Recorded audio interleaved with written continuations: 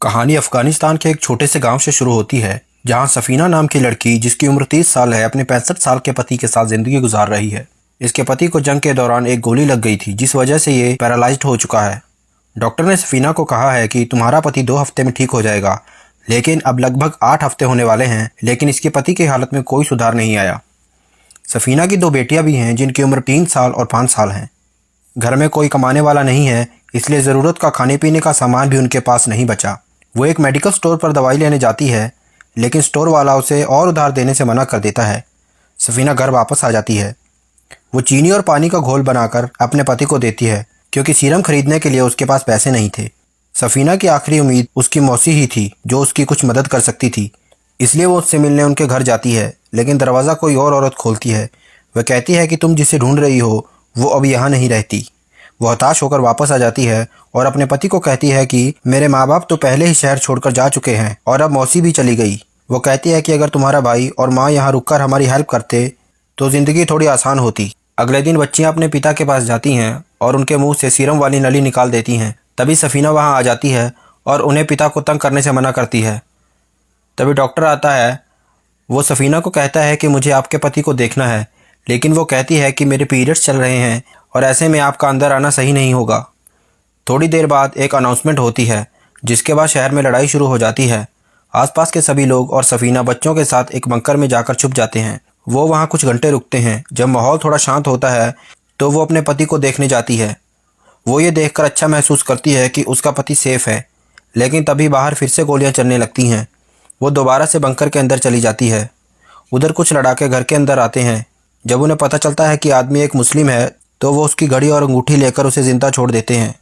जब सफीना घर वापस आती है तो वो देखती है कि घर में कोई आया था, जो उसके पति की अंगूठी और घड़ी चुरा ले गया। बाहर रोने की आवाज़ सुनकर वो बाहर जाती है। पड़ोस में रहने वाले परिवार के मर्द और 2 बच्चों को लड़ाकों ने बुरी तरह मार दिया था, जिस वजह से उनकी माँ भी पागल हो गई थी।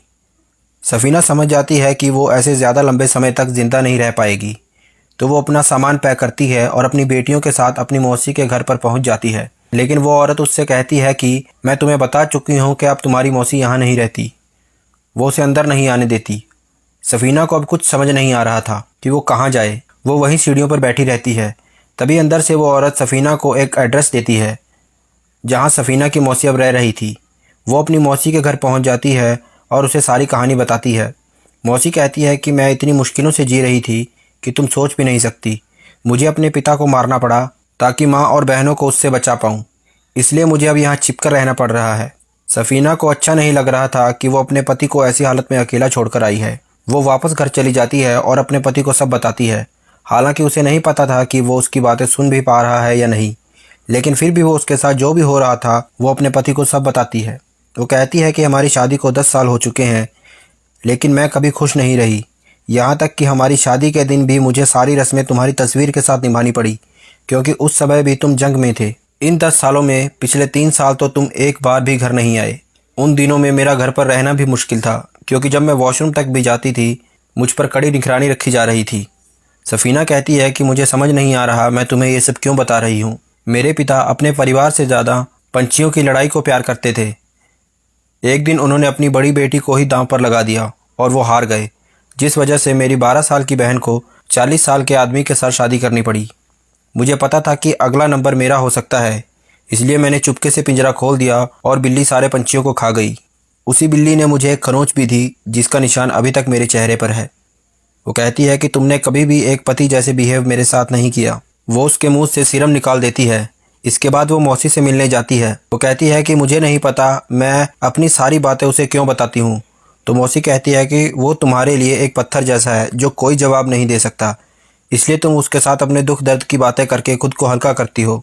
सफीना को एहसास होता है कि शायद वो उसे पसंद करने लगी है। वो वापस आती है और उसको अच्छे से साफ करके 10 सालों में पहली बार किस करती है। वो फिर से अपने पति से बातें करने लगती है, लेकिन तभी डॉक्टर दोबारा आ जाता है और सफीना फिर से पीरियड का बहाना बनाकर उसे वापस भेज देती है। सफीना अपने पति को बचाने के लिए एक कोने में कर देती है। तभी कुछ लड़ाके घर में घुस आते हैं और उन्हें देखकर हाथ में चाकू लिए वो एक कोने में बैठ जाती है। उनमें से एक सफीना से सवाल जवाब करने लगता है कि तुम्हारे साथ यहाँ और कौन रहता है। तो सफीना कहती है कि मैं एक विधवा हूँ और मैं यहाँ अकेली रहती हूँ। आदमी अपने साथी को बाहर जाने को कहता है, वो सफीना के साथ इंटीमेट होने वाला होता है। तभी वो कहती है कि मैं एक जिस्म बेचने वाली लड़की हूँ। ये सुनकर आदमी गुस्सा हो जाता है और उसे गालियां देता हुआ वहां से चला जाता है। सफीना वहीं अपने पति के पास ही सो जाती है। सुबह उसके घर एक आदमी आता है। ये वही आदमी था जो कल आया था और इसने सफीना और उसके साथी की सारी बातें सुन ली थी। वो सफीना को पैसे देता है और अपने साथ इंटीमेट होने को कहता है। सफीना के पास कोई और रास्ता ना होने के कारण वो उसे नहीं रोक पाती। इसके बाद वो वॉशरूम जाकर नहाती है और फिर पैसे उठाती है, जिनसे वो अपने पति के लिए दवाई और खाने का सामान खरीद कर लाती है। अगले दिन वो आदमी दोबारा आता है और सफीना को पैसे देकर अपना काम निपटा लेता है। सफीना अपने पति को उस आदमी के बारे में सब कुछ बताती है और कहती है कि इस मामले में वो तुमसे बेहतर है। जब उसे एहसास होता है कि वो अपने पति को क्या बोल रही है तो वो ऊपर वाले से माफ़ी मांगने लगती है।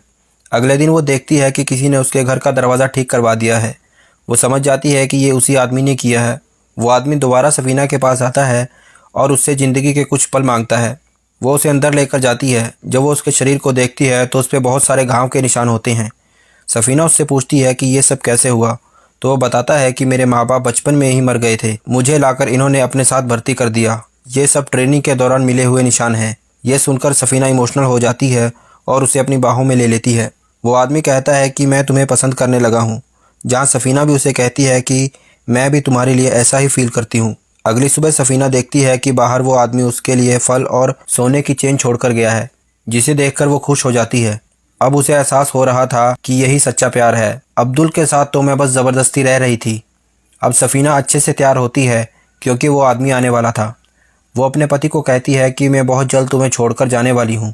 ये दोनों बच्चियाँ भी तुम्हारी नहीं हैं क्योंकि तुम कभी बाप नहीं बन पा रहे थे और तुम्हारी माँ मुझे ताने मारती थी। तब मौसी ने मुझे एक आदमी से मिलवाया जिसके साथ मैंने रात गुजारी और प्रेग्नेंट हो गई।